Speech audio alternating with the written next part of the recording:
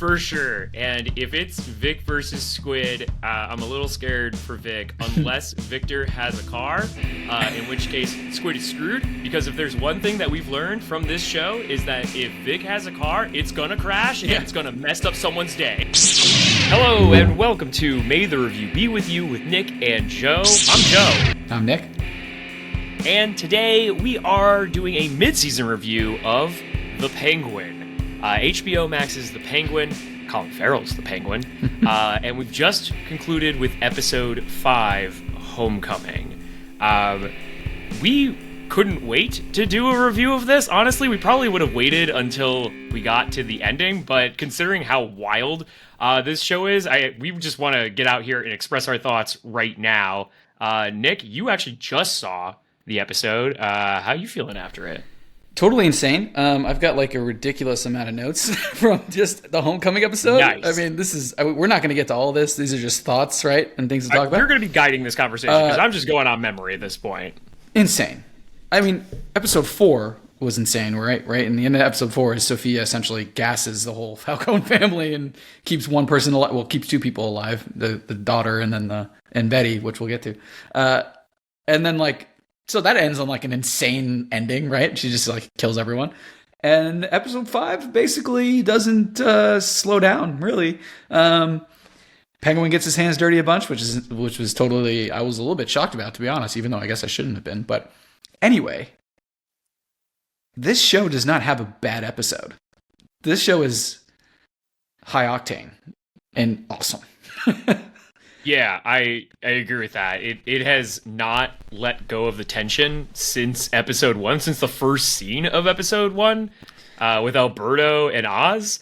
It has just been nonstop fun. I think we briefly described our feelings on the first episode in one of our previous casts, and basically the way I went into this show was I didn't have very high expectations, and it blew me away, and it has continued to blow me away every episode. The last one, Homecoming, we're about to get into it. There were moments where I was basically just like watching it like this, because I was so sure like something horrible, another horrible shoe was about to drop at any given moment. You know, it has been so much more fun and interesting and well thought out than I ever thought it was going to be. It is probably my favorite show on television right now. It's hard to disagree. It is really, really, really well done. Yeah, it's hard to pick another show on TV right now that's better. There's some that are also doing really well, and I think Agatha All Along is one of those. But man, there's just something like really cool and dark and different about the Penguin, right? Because it's just there's no heroes, man. It's all villain on villain on villain. Which villain do you like better? Are you picking the right villain to come out on top? There ain't no heroes. There ain't no Batman. It's all. No, it's funny. The showrunners basically see Miliotti's character as like the closest thing to a hero, right? In this show, and like she's the most terrifying character easily. Yeah, it's so interesting because like the show's called The Penguin, right? And so, for all intents and purposes, like the main character is Oswald Cobblepot or the Penguin, but Sophia Falcone, or as we got in this episode, Gianti, I think is what her name is. Gigante. Gigante. Sophia Gigante is pretty much right up there with the main character. Like, it would be hard for me to tell you that the Penguin is the main character and everyone else is supporting, because really it's the Penguin and Sophia are the main characters driving the show. And I mean, if you had to pick a hero-esque character, I guess it's Sophia, but she is, just like you said, the worst one. So I don't know. There ain't no heroes. That's all I'm saying. Ain't no heroes. Ain't no heroes. Episode 5, Homecoming. Let's just get into it right here. So this is where we're vibing. It pretty much picks up with what you were saying, Nick. Sophia has had a carbon monoxide leak in the house, and it's basically killed virtually the entire Falcone family except for Johnny Vitti, which she has some strategic points that she's going to use him for, not before a lot of torture, which that scene in and of itself was very interesting. We know Oz is getting ready to make his move on the Marconis and get his mushrooms back. he makes a play on stealing the sun, and there's an exchange that goes horrifically nightmarish For everyone. for everyone. Ultimately, I feel like this episode it's very properly titled as Homecoming, with of course Oz ending up like in his family roots thanks to Victor smuggling his mom back to the Crown Point, right? But it's kind of like it's a reset of the game board, right? At least for the war that's about to happen. You know, like the pieces are all being realigned, and like there's like a new like line in the sand that's being drawn for like the upcoming fight. That's a great way to kind of summarize everything. It's a reset of the board, right? Because now we've got Sophia and kind of going to see the last Maroni, like Sal, who has escaped from prison now randomly, but his family's dead. So it's like Sal, Maroni, and Sophia Gigante now, basically teaming up after their families were, going at it for decades. But now they're teaming up, and their common enemy is Oswald Cobblepot, the Penguin, who has seemingly returned home, as you had alluded to, and has found his new lair in the trolley station underneath Gotham, basically. I kind of want to jump straight to the end, actually. Great, that's fine. I mean, there are plenty of other things I want to talk about, but so I get such big. I think it's oh shoot, now I'm trying to remember the exact. Yeah, okay. I get such big Batman Return vibes from the end of this episode. Nice. Right? Like we talked about the Danny DeVito Penguin the last time we were talking about the Penguin. And I think there's a clip in that episode if you go back, and it's Danny DeVito screaming like, "I am not a human being! I am an animal!" And like he's like in his like penguin lair. Right. That's like underneath the city. And the trolley station that they're in looks so much like that, even with like the puddles of water that are scattered about that look like the pools for the penguins that are swimming in and out of his lair. It looks so much like that. And also I don't know, I get like hardcore Batman and Robin vibes from Victor and Oz. Like they're kind of an inversion of Batman and Robin. And now we have like the tunnels that Batman and Robin use to like get in and out of the city, right? Right. Yeah, it's the relationship between Vic and Oswald has been such a fun like character development like throughout the season, and especially for Vic. What a big moment he had. I think it was 2 episodes ago, right, where he was about to flee and leave the city, right? And then he made this decision at the bus station that he couldn't leave Oz, and then hightails it out of there, and then ends up saving Oz and Sophia from essentially being murdered and ambushed, right? And then that leads us to this whole crazy Sophia development, and then now with what happened today, or with this episode with the Penguin and Victor and everything else that unfolded. But the relationship between them, very Batman and Robin-esque, but just of course on the dark side of it, on the villain side. And so I'm assuming Penguin's just gonna like raise up an army from the depths of destruction from this flood, and massive, all these, you've got a whole nother sector of Gotham that was like kind of like Vic was saying, like nobody comes here. Everyone's like written this part of Gotham off, right? But we clearly see that there's still crime in that area, and there's still a bunch of people just like waiting for their own moment to shine. And the Penguin is the perfect villain and leader for that kind of a broken down section of Gotham. So I imagine he's going to like rally the troops in that area. I think you're exactly right. Because I was wondering, as Sophia is merging the Gigante and the Maroni family. I think I said Marconi earlier. Thank you for correcting me. Maroni families. Did you say Marconi? I think I did. We have like friends in Chicago who are the Marconis. I think I inserted them into this show. Maroni, yeah. But yeah, Maroni. The Maronis. She's merging the two families, and based on the previews for the next episode, it looks like she's also banking on the support of like the Triad as well. So like that left me thinking like, well, like what support could like Oz possibly rally? Right. And I think you just nailed it. We know Oz has come back to Crown Point. We found out that this is where he was from, right? And we know from the beginning of this show that there was a respected mobster in that neighborhood that he admired, that he wants to be, right? He even referenced him again in this episode with like the chariot that he'd like drive around in throughout the neighborhood. So I think that's what Oz is going to become for Crown Point. He's going to become this like respected guy, and like Vic might even be like the liaison for like since Oz has been gone for so long from Crown Point, and maybe Vic is well known enough to like act as a bridge. I don't know. There's something going to happen with that Squid character. Yeah. And I'm so scared to see what it's going to be. Vic's like last stepping stone into becoming a true villain is to probably get his revenge in a gruesome way on this Squid character that he's like scared of, right? Like Vic has had this crazy character arc where he, was just like a kid trying to make a couple bucks so that he could survive after his family gets completely wiped out from this, terrible tragedy in Gotham, hanging around with the wrong crowd. And he gets like saved by Penguin, basically brought under his wing, and then has these internal struggle like, oh, do I want to do this? Is this right? Can I just flee and leave Gotham? And Penguin essentially lets him make a choice and lets him go. And then he decides not to go. And it's just like, well, now you're in it. And he says it in this episode. He's like, I'm all in.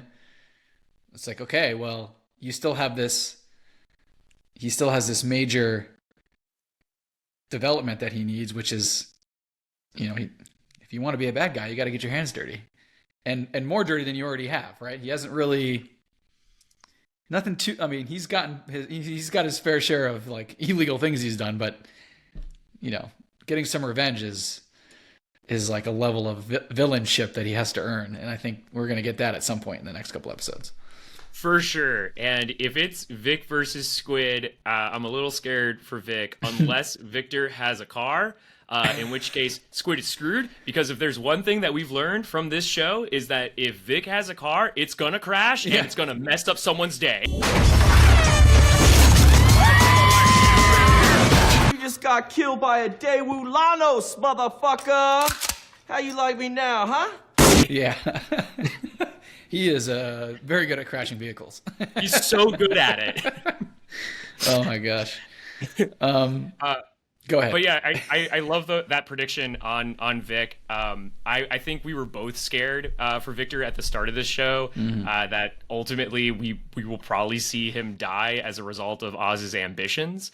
I still think there's a possibility that could happen, but I'm feeling much more. I feel like there's now a route where Vic comes out okay in this. Well, maybe not unscathed, but alive at least. Yeah, I think there's a route where he comes out alive, but he's not going to be. He'll be finally like fully transitioned to the dark side, if you will. Yeah, full mobster. Full mobster in the Penguin world, a made man in Penguin's leadership, if you will. Can we talk about two scenes? Oh, please. One from Sophia and one from the Penguin. So there's the scene where Sophia of course there's the torture scene with Vetti, or Vitti, excuse me, Johnny Vitti. Yeah, Johnny Vitti, which is like almost looked like something out of Saw for a second. Not as bad, but close. Pretty much just torture. And Vitti tells her this story about her mother, which is like super smart on his part, because it really gets him to the point where he might actually survive and not be killed by Sophia, right? He just has to accept that she's the new boss. Right, he's playing into that. He's playing into that. It's like, okay, good. This is a smart move. Like, this is your only shot, dude. Like, and then we transition. We get a quick scene where the Dr. Julian from Arkham comes to Sophia, and at first I thought he was wearing a wire, but he's not wearing a wire. He's just equally as insane and wants to be a part of whatever she's building. Because he's just so like high on her shit. He's like, her. I'm all about it. He's creepy and in love, and he became insane by working at Arkham, clearly. But then we get the scene where she's got everyone who's left like in the room, and she's talking about, the Falcone family is dead, and it's the Gigante family now, and then Johnny Vitti opens his stupid mouth, and he's trying to like backwalk what she's saying about the Falcones being gone and like changing the name, and I'm just like, oh, this guy, he's about to get shot in the head, and then, sure enough, she takes out her fucking gun, and just like it's like, okay, well, I gave you an opportunity. He had one opportunity. And I think she was going to give him one. She was going to give him the chance to actually like get in line. And he opened his stupid mouth, and he got shot right in the head. And everyone else in the room loved what she had to say because it was awesome. She's like, I'm going to share all this with you. Join me. Perfect. Why not? Like, what other choices do you have? So that scene was like insane, right? Like Johnny Vitti, what an idiot. He had it. He was there. He was fine. Yeah, and like this was dumb on his part for so many reasons, right? Like he had already played like the last card that he had, which was where the tagless money was, right? Mm-hmm. And then for him to like step on her toes, it's like, do you not remember how dangerous this person is, dude? I guess he thought, he had the backing of the rest of the gangsters at that point. Yeah. And just stupidity, pure stupidity. And then then she bought them very quick. Yeah. And then the other scene is Penguin. I love how like every episode where we get some sort of, or at least for the most part, we get some sort of insight into how smart the Penguin actually is. But then we also get a moment where even though he's so smart, he can't possibly see all the outcomes, and he isn't prepared for everything. And like a perfect example is this episode where he planned the whole like kidnapping the Maroney son perfectly. Bring me the mushrooms. I'm bringing you your son. Like he knew he had the whole plan to like cover him in gasoline, and then was going to light him on fire and kill the wife as well. And simultaneously, he's hired somebody in the prison to stab Salvatore Maroni to get rid of him as well, right? So he's got this whole plan, and he's going to get the mushrooms back and all this stuff. And it's like, what? Actually, he's like, sounds pretty brilliant. I actually verbally said out loud when he lit the sun on fire, I was like, that was so smart. Yeah, like very smart. And it's like, and he's like, it's like awesome. But we get this very smart move, right? Like he's going to get rid of that family completely, and he's going to slide right in, and he's going to have all the mushrooms. What he doesn't foresee is that it could be an ambush, which it was, but they were able to get out of it.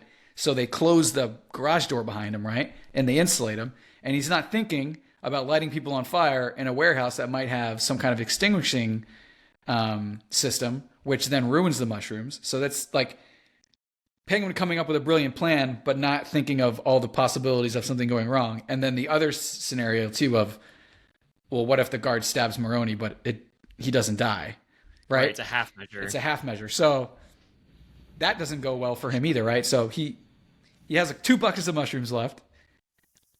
Mrs. Maroni and son are dead. Salvatore escapes prison. So it's like half and half. Then he gets, essentially screws him up because he has to flee to Crown Point. And now Sophia is like really on the up and up here with Sal Maroni. So really just kind of fascinating to see the smarts of the Penguin not always fully come to fruition. That being said, his mom, this is a ticking time bomb, right? Yes. And I thought for a moment today was going to be the day that it explodes, and it was going to be with Victor, and like she's going to get everyone killed here. This is an amazing performance of a woman with dementia, and it is terrifying and heartbreaking, and at times heartwarming. It's just overall just a part of this show I don't think I was ever prepared for, and how she's very like in a very Lady Macbeth way, like pushing Oz like further and further into the darkness of this city, you know? Yeah. I think I wrote down like she's insane like 5 times in my notes. Like that long list of notes is just like Mrs. Cobblepot is crazy. And part of it's because of the dementia, but the other part of it is because she just is not a good role model. And she's clearly taught him all the wrong things. And she wants power just as much as he does. Not that I'm complaining. And it's more terrifying in ways, right? Because of the dementia. So you have just no idea what she does and doesn't remember and what she will or will not do or say in the moment. I was sure she was about to blow the Vic's cover when they first got the crown point. I was like, oh my God, she's going to like yell at the squid guy and it's going to be a whole thing right now. Right. But somehow it wasn't. That's for later, I guess. Yeah, I do think we've set up, you know, a little. We've mentioned this before. It's a mini like a secondary antagonist with Squid, which I don't think we quite understand what the beef is there. We know that his family didn't like Squid, and that he was like a shady character, and obviously Vic is like really nervous around him. Right. Bad dude. Right. And maybe this is someone. Actually, I wonder if this is someone who's like really risen in the chaos of Crown Point since the flood. For sure.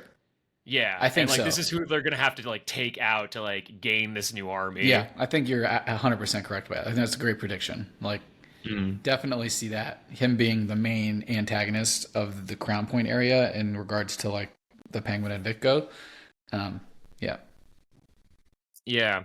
You know, considering this is absolutely where they're going with this. Considering like Sophia and like Oz, they're kind of two sides of the same coin. Like Sophia's, I wouldn't say she's amazing at planning either. She's great at improvising as well. Right. Right. And they appear to like when they were teamed up, you know, temporarily, they were a great force to be reckoned with, right? Able to like play off of each other's like improvisations.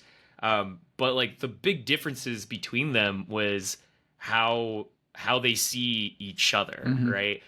She's kind of disgusted by Oz and like how, you know, he's lowly, he's poor, like there's that classism between them. And I think like in their character paths, like that classism kind of defines like the trajectory of like the rest of their story here.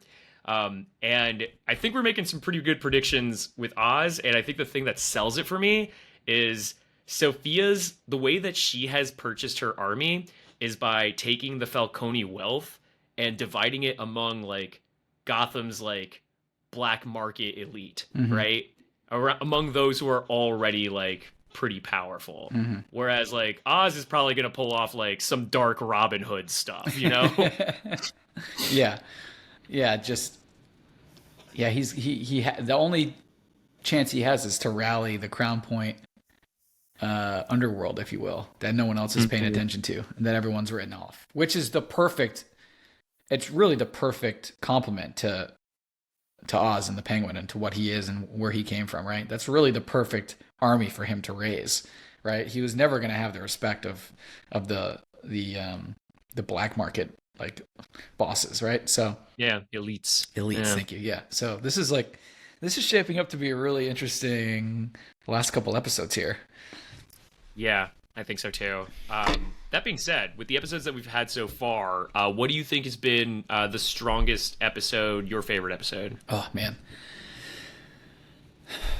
This is a good question. I think my favorite episode, honestly, was probably episode 4 so far, which is the previous one. And that's just when Sophia, like, it was really like a Sophia episode, right? Like we got to see like what happened to her after that ambush from episode 3, where Vic like crashes the car and like they get away. We really got some more insight into Sophia's like younger life and how she got there. And then her character arc of like, she was not a murderer before, but Arkham basically made her one. And then like, at the end of episode 4, she just gasses the entire family. This recent one, 5, Homecoming, was insane as well. Episode 4 was probably the most interesting, and it was kind of the most different too, with them really playing with the lucidity of Sophia's mind as she's deteriorating in Arkham. In particular, when the walls start coming, literally the walls start coming down, and like she starts imagining them as like the moment that she discovered her mom in the bedroom, and like she's still like mentally like trapped there. That episode is just really terrifying. Super well done. Milioti, So good. so great. And I was talking to a friend about this before the show. Anytime I learned her name because of this show. Anytime I saw this actress before, it was always just, oh, the mother from How I Met Your Mother. I never even would call her by the character name. I would just say the mother. And now it's Kristen Milioti. She's incredible. But I love. Okay, so real quick thing on. I had to do some learning on this character in the comics. I realized I've read about this character before, and I didn't even remember. She's in Batman: The Long Halloween, which is a great story, and she's a mammoth of a woman. She's huge, and the show purposely went with an actress like Milioti, who's very petite, and went against the comic, not the comic origin, but like the comic depiction, right? In the comic, like she is the Hangman, right? And they went with our at least for comic book people, like our idea of like, oh yeah, she is the Hangman, and like they played on that, and we were doing the same thing as all the rest of the characters in that show, right? We were putting that on her, even though she's not. But Gotham molds her into becoming something darker and worse, right? Yeah. And despite the fact that she's not a large person, I think the persona that she takes on it's monstrous, right? It's this big monster, and that's when she finally takes on the Gigante family name, right? And it becomes more terrifying in that sense, right? Because like this unassuming woman, seemingly, at least at the beginning, becomes this larger than life, terrifying figure that, for all intents and purposes, is the equivalent of the comic book version giant or whatever that you will, right? But just the force of nature that she becomes, right? And she like describes her mother as a force in this episode, and she has become that force, then probably times 100 in this case. Insane. It is funny, right? Like so it's almost like a self-fulfilling prophecy, because you're right. Like she's not that. She's actually like a seemingly like, despite the fact that she's aware that she comes from a crime-ridden family and there's probably blood on their hands, like she's relatively like a good person at the beginning of all of this, and they mold her into becoming, you know, that which she was supposed to take the fall for, right? It's just a true like Gotham tragedy, right? Like truly, like some of the best like Gotham tragedies, like the One Bad Day with the Joker, right? Like that story.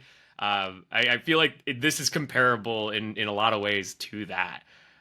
So I'm so glad we got that flashback episode that you were talking about in episode 4, and the way how it was presented as a flashback was really cool.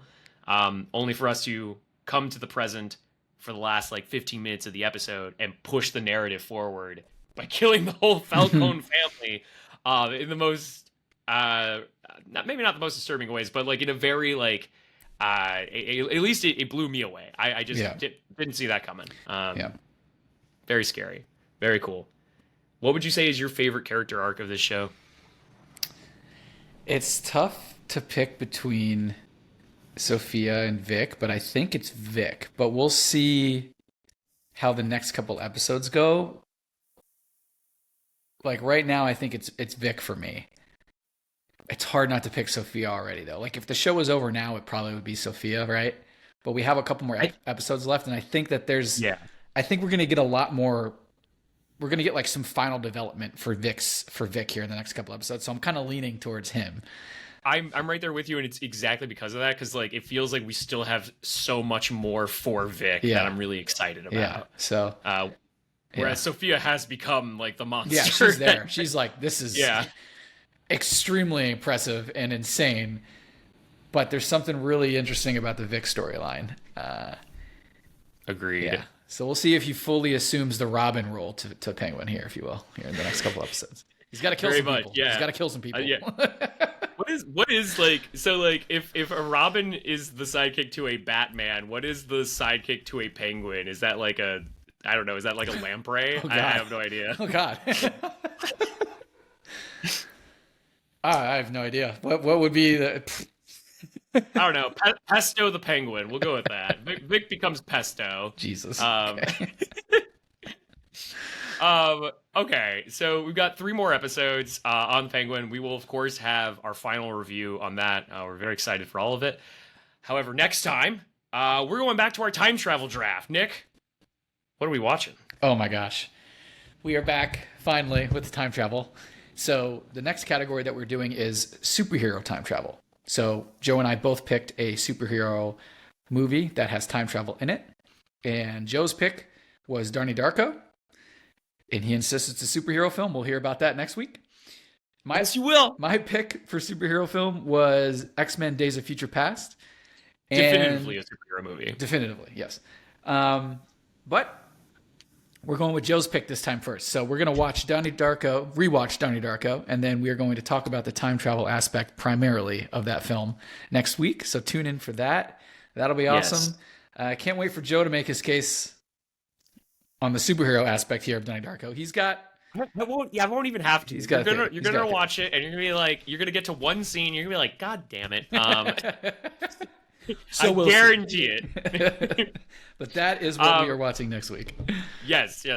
So please join us next week and keep up with our reviews as we continue to watch episode by episode of The Penguin and Agatha.